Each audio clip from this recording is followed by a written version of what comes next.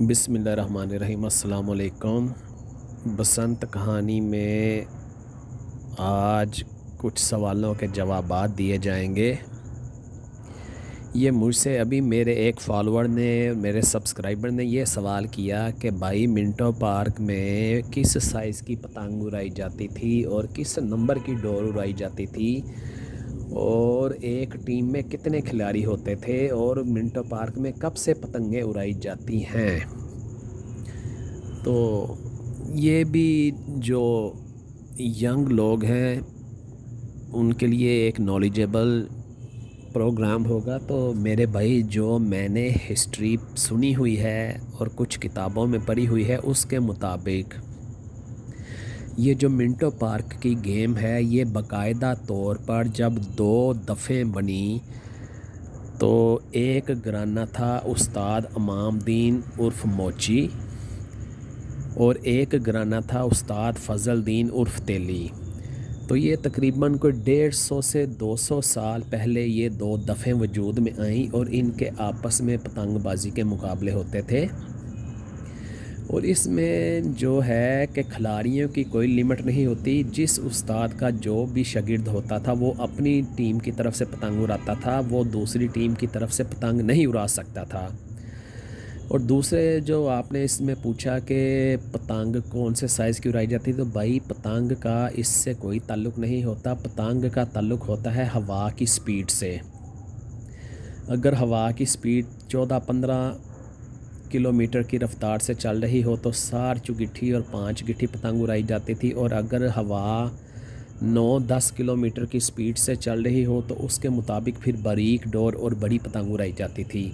اور دوسرے یہ ہوتا ہے کہ اس میں کھلاڑیوں کی کوئی تعداد نہیں ہوتی۔ ہاں، جب یہ ٹورنامنٹ وغیرہ ہوتے تھے اس میں وہ کنڈیشنل ہوتے تھے کہ کسی ٹیم میں 5 کھلاڑی ہوں گے تو 5 ہی رکھے جاتے تھے، 7 کھلاڑی ہوں گے تو 7 کھلاڑی ہی رکھے جاتے تھے۔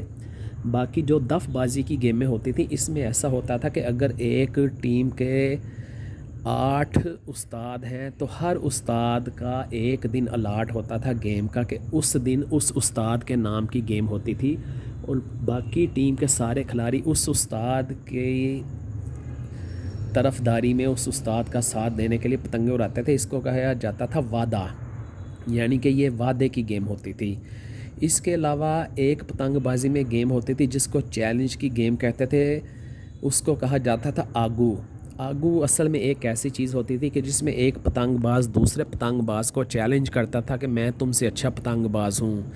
تو اگر وہ دوسرا اس چیلنج کو قبول کر لیتا تھا تو پھر ایک مقررہ معاہدے کے تحت 1 سال یا 6 مہینے یا 6 ہفتے، جو بھی انہوں نے آپس میں ایک کمٹمنٹ ہوتی تھی، اتنے دن کی اور اتنے پیچوں کی گیم رکھی جاتی تھی، اور پھر اس مقررہ ٹائم کے ختم ہونے تک جس کھلاڑی نے زیادہ پیچ کاٹے ہوتے تھے اس کو فاتح قرار دے دیا جاتا تھا۔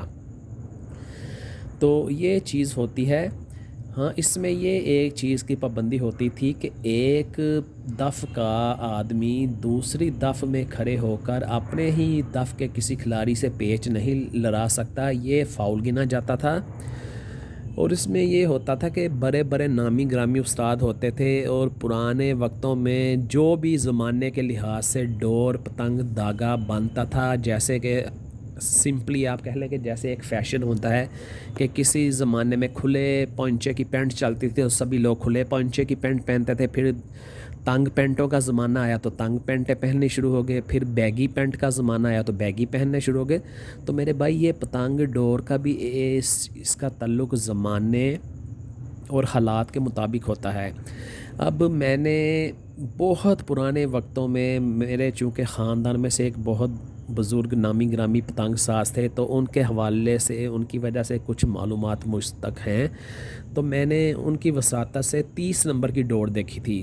اب میں 30 نمبر کی ڈور کی ڈیفینیشن یہ کر سکتا ہوں کہ ایک آدمی جس کے سر کے بال بہت ہیلتھی ہوں، تو اس میں سے آپ ایک بال توڑ لیں اور یہ 30 نمبر ڈور کو اس کے ساتھ میچ کریں تو وہ دونوں کی تھکنس تقریباً ایک جیسی ہی ہوگی۔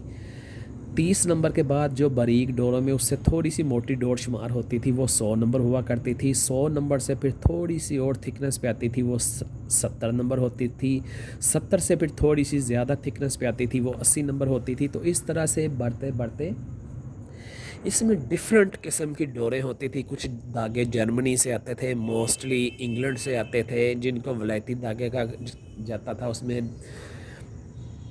ہیکو، اوکسلے، 50 گورے، 60 گورے، پھر وہ لنگر، ہرن.